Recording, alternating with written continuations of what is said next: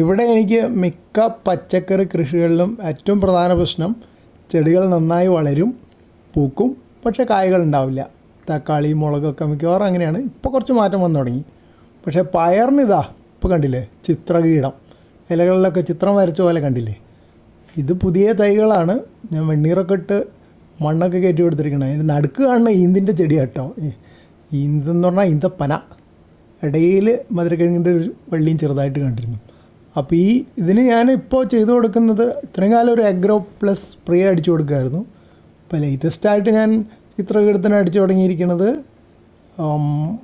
വേപ്പെണ്ണ spray ആണ്. പക്ഷെ അത് പൂർണ്ണമായിട്ട് തടയാൻ പറ്റിയെന്ന് പറയുന്നില്ല ഞാൻ.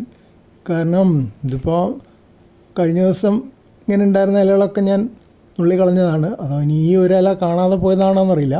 കുറച്ച് പഴയ ഇല ആയതുകൊണ്ട് ചിലപ്പോൾ അങ്ങനെയും സാധ്യതയുണ്ട്. പുതിയ ഇലകൾക്ക് അധികം കാണുന്നില്ല, പുതിയ ചെടികൾക്കും കാണുന്നില്ല. അപ്പോൾ ബലം ഉണ്ടായില്ല എന്നും പറയാൻ പറ്റില്ല. അപ്പോൾ ഇതാണ് ഒരു പ്രധാന ശല്യം. മുമ്പുണ്ടായിരുന്ന പ്രധാന ശല്യം ചിത്രകീടമായിരുന്നില്ല.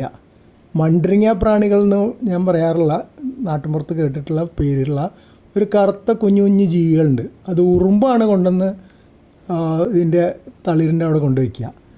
അപ്പോൾ ഉറുമ്പുകൾ തന്നെയാണ് അത് മാനേജ് ചെയ്യുന്നത്. ആഫിഡുകളാണത്, ഉറുമ്പിൻ പശു എന്നൊക്കെ പറയും. ഈ ആഫിഡുകൾ കൊടുക്കുന്ന ഒരു ഹണി ഡ്യൂ, അതാണ് ഉറുമ്പിന് വളരെ ഇഷ്ടം. അതുകൊണ്ട് ഉറുമ്പാണ് മാനേജ് ചെയ്യുന്നത്. നമ്മൾ പശുവിനെ വളർത്തുന്ന പോലെ ഉറുമ്പ് ആഫിഡുകളെ വളർത്തും. അപ്പോൾ അത് ധാരാളം ഉണ്ടാവാറുണ്ടായിരുന്നു. ഇപ്പോൾ ഇത് വേറെ തരം പയറായതുകൊണ്ടാണോന്നറിയില്ല, ഇപ്പോൾ ഇതിന് അത് കാണുന്നില്ല അധികം ആഫിഡുകൾ.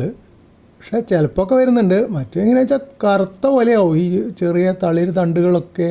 പയറൊക്കെ ഉണ്ടായാൽ ആ പയറിൻ്റെ മുകളിൽ മുഴുവൻ പൊതിഞ്ഞിട്ട് പയർ കാണില്ല, അത്രയ്ക്കും അധികം എണ്ണം ഉണ്ടാവും.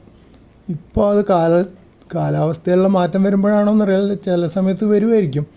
ഇപ്പോൾ അധികം കാണുന്ന ചിത്രകീട ശല്യമാണ്. അപ്പോൾ ഇനി ഇതൊക്കെ മാറിയെടുത്താലേ എനിക്കെന്തെങ്കിലും പയർ കിട്ടുള്ളൂ.